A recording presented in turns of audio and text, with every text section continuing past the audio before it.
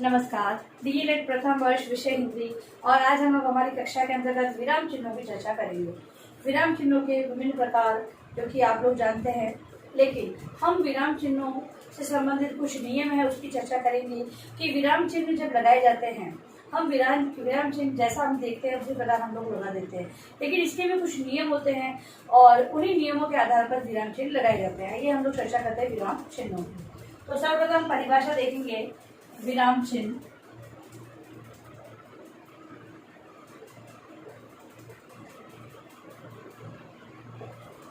की परिभाषा, विराम को प्रकट करने के लिए, विराम को प्रकट करने के लिए,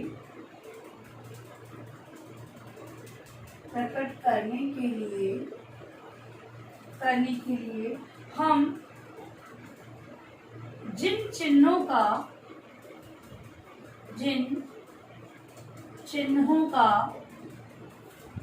प्रयोग करते हैं, जिन चिन्हों का प्रयोग करते हैं वे या उन्हें विराम चिन्ह कहते हैं। उन्हें विराम चिन्ह कहते हैं। ये है विराम चिन्ह की परिभाषा।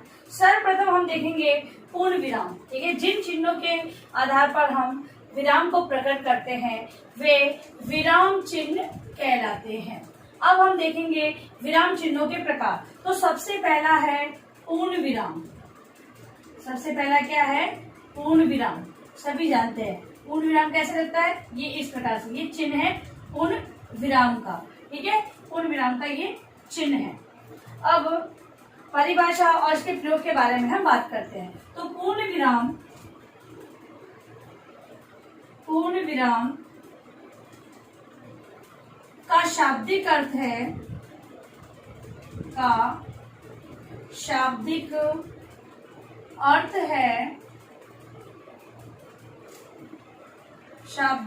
है पूरा रुकना। पूर्ण विराम का शाब्दिक अर्थ है पूरा रुकना। इस चिन्ह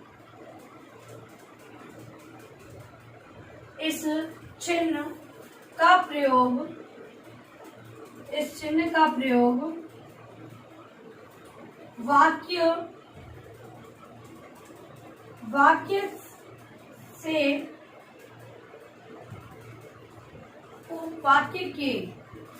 वाक्य के पूरा हो जाने,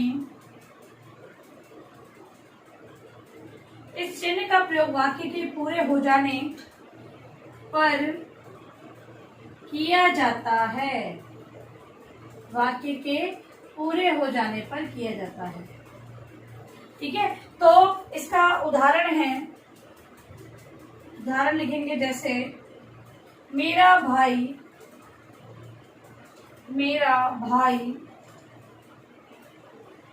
बहुत अच्छा है। मेरा भाई बहुत अच्छा है। देखिए, ये वाक्य पूर्ण हो गया है। मेरा भाई बहुत अच्छा है, बात पूरी कह दी गई है। इसके अंत में खड़ी पाई लगाई गई है, यानी पूर्ण विराम का चिन्ह लगाया गया है। ठीक है, अब दूसरा जो विराम चिन्ह का प्रकार है वो है अर्ध विराम। मतलब कि अर्ध मतलब आधा या थोड़ा रुकना। दूसरा प्रकार है अर्ध विराम। आइए इसकी परिभाषा और कुछ नियमों की हम बात करते हैं। तो अर्ध विराम का अर्थ है आधा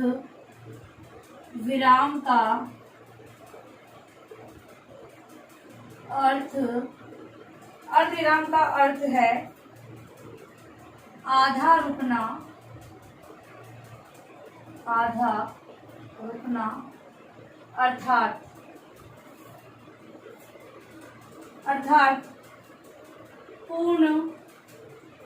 अर्थात पूर्ण विराम की अपेक्षा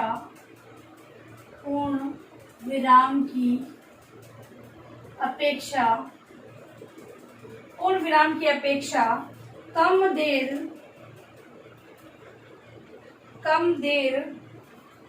रुकने के लिए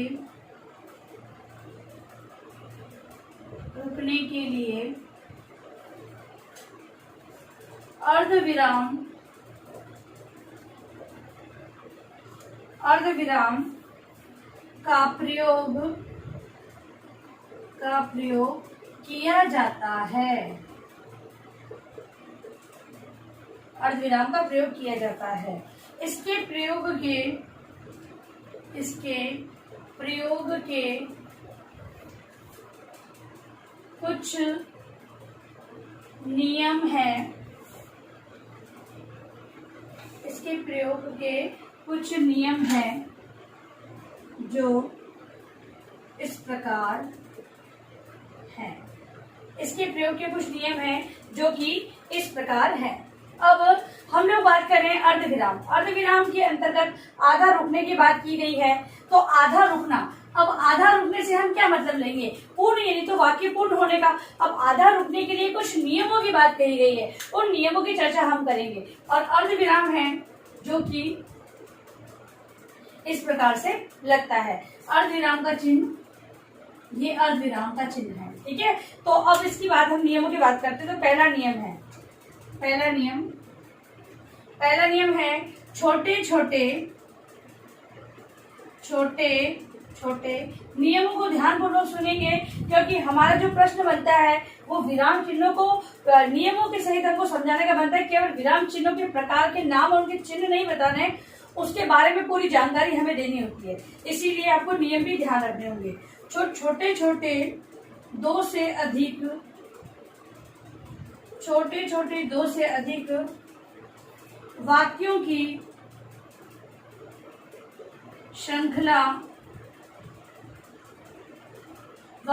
श्रृंखला में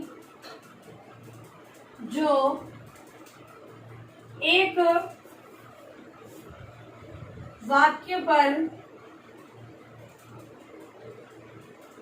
आश्रित हो। छोटे दो से अधिक वाक्यों की श्रृंखला में जो एक वाक्य पर आश्रित हो।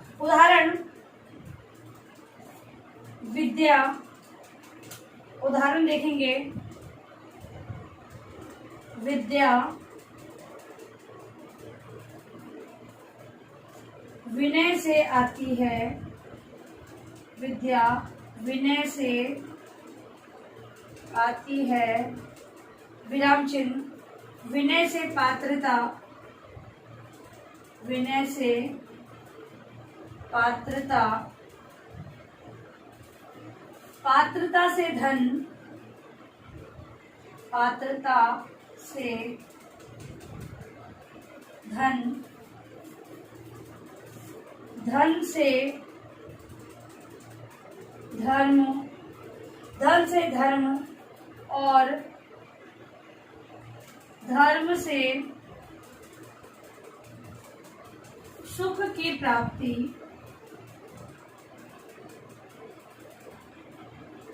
सुख की प्राप्ति होती है। उदाहरण देखिए कि छोटे दो से अधिक वाक्यों की श्रृंखला। तो छोटे ये देखो वाक्य हैं, 1 2 3, ठीक है ना। ये वाक्य हैं, ये भी है, ठीक है। इनकी जो श्रृंखला है ना, इसमें जो एक ही वाक्य पर आश्रित है, मतलब कि विद्या पर ये पूरा आश्रित है। विद्या है, विनय से आती है, विनय से पात्रता आती है, फिर पात्र से हमें धन की प्राप्ति होती है, धन से धर्म और धर्म से सुख की प्राप्ति होती है। तो पूरा एक पर टिका हुआ। तो इस प्रकार अर्धविराम का ये पहला नियम है। दूसरा नियम,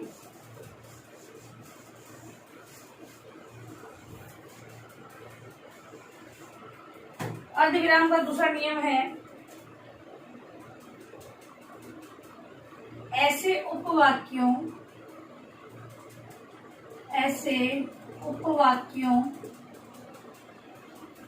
को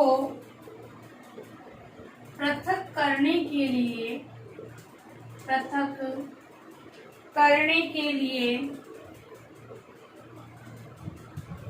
इस चिन्ह का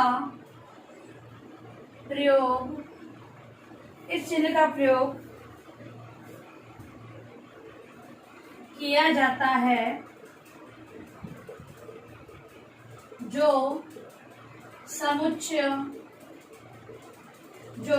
समुच्चय बोधक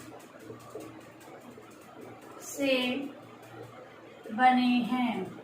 ऐसे उपवाक्यों को पृथक करने में इस चिन्ह का प्रयोग किया जाता है जो समुच्चय बोधक से बने हैं। जैसे उदाहरण, आपने उसकी निंदा की, अतएव वह आपका दुश्मन ही बन गया। ये दूसरा नियम है। तीसरा नियम है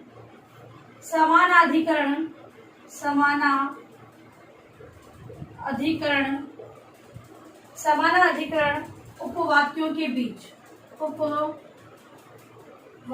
के बीच इस अर्धविराम चिन्ह का प्रयोग किया जाता है। तो वो कैसे?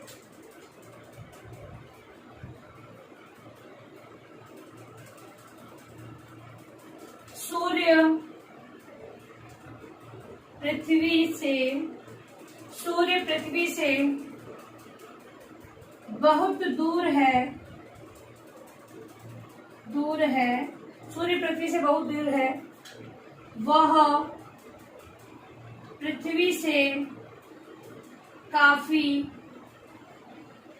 बड़ा है।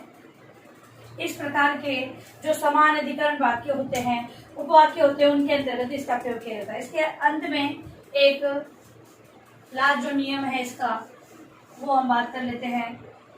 वो है अंकों के विवरण देने में। अंकों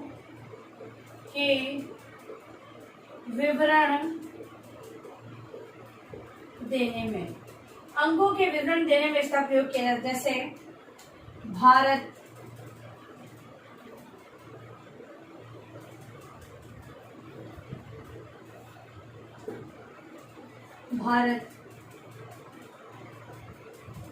पाकिस्तान,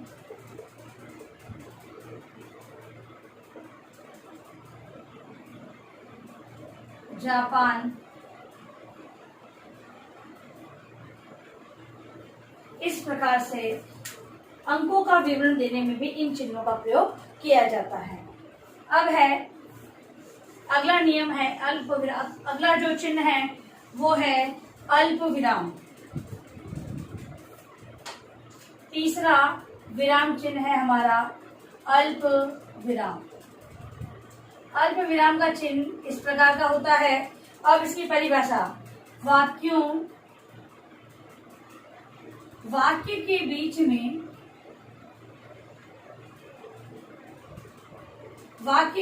में थोड़ा रुकना,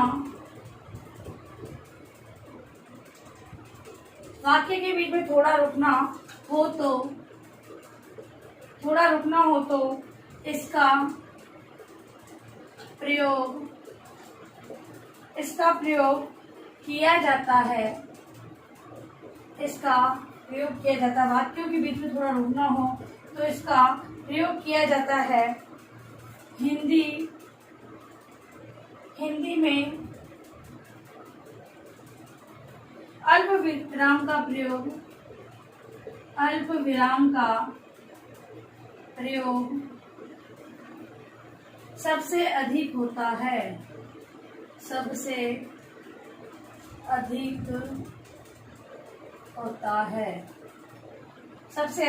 है। अल्पविराम के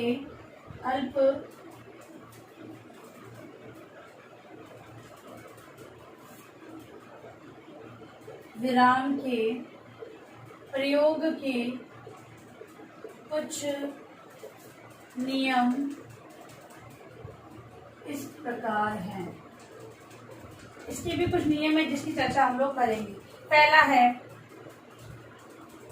समान। देखो पहले समझ लेते हैं कि वाक्य में थोड़ा रुकना हो, अल्प यानी थोड़ा रुकना हो तो इसका प्रयोग किया जाता है। अल्प विराम का प्रयोग हिंदी में सबसे अधिक प्रयोग किया जाता है। इसके कुछ नियम है, उसकी चर्चा हम लोग यहाँ पर कर रहे हैं। तो समान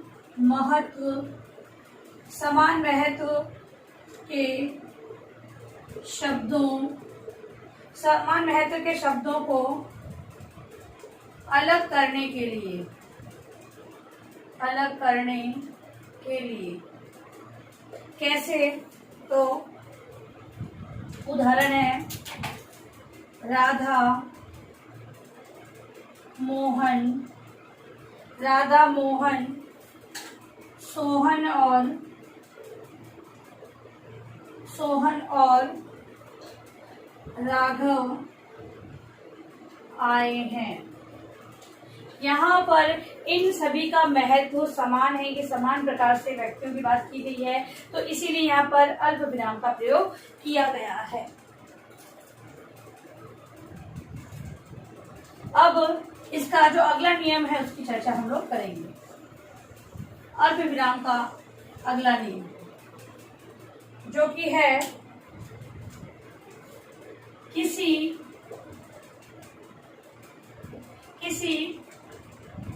व्यक्ति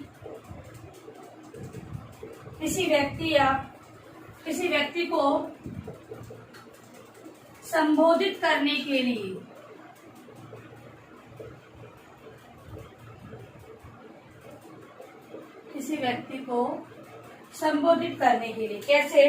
जैसे सज्जनों समय आ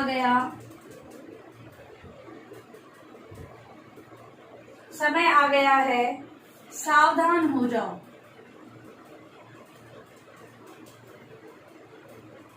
यहाँ पर संबोधन किया जा रहा है किसकी ओर? व्यक्तियों की ओर। अगला है व्यक्ति या वस्तु की विशिष्टता। व्यक्ति या वस्तु की विशिष्टता संबंधवाचक सर्वनाम। कैसे? तो उदाहरण सर्वनाम को बताने के लिए,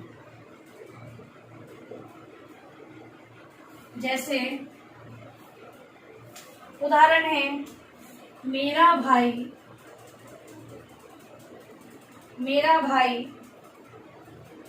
जो एक डॉक्टर है, विदेश से आया है।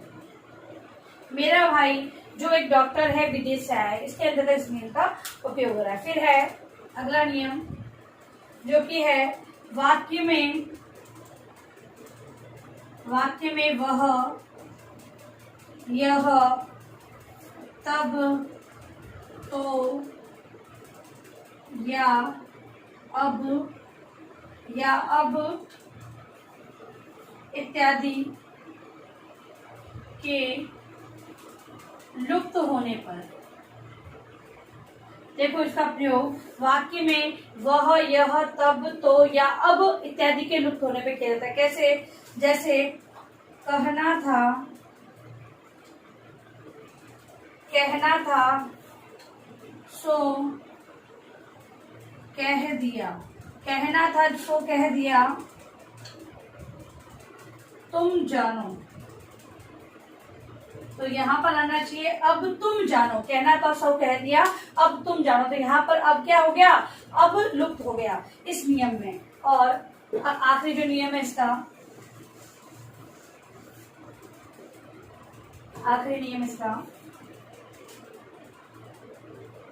किसी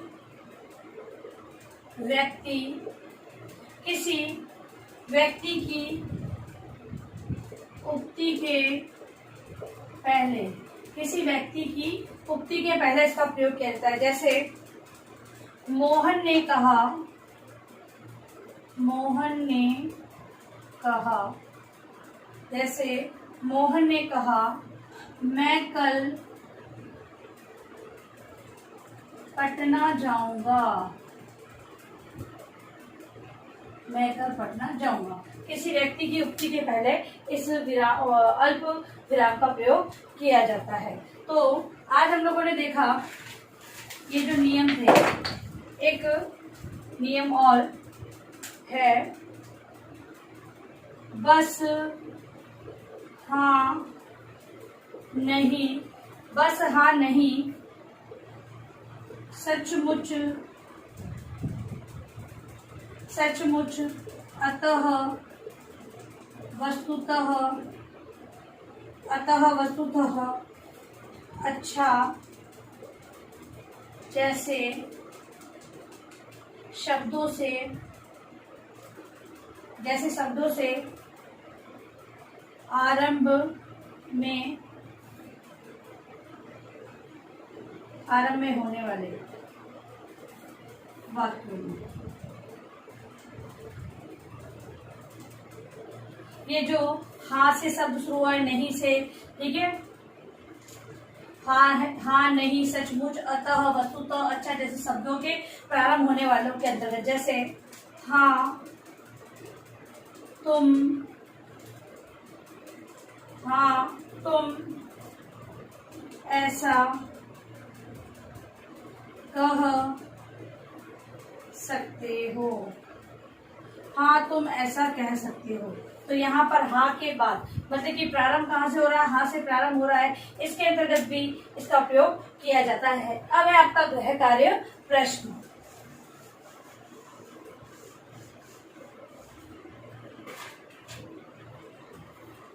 गृह कार्य प्रश्न।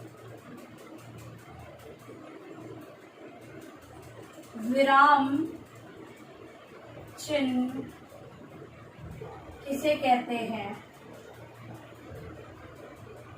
विराम चिन्ह किसे कहते हैं? दूसरा, पूर्ण विराम, पूर्ण विराम, अर्ध विराम एवं अल्प विराम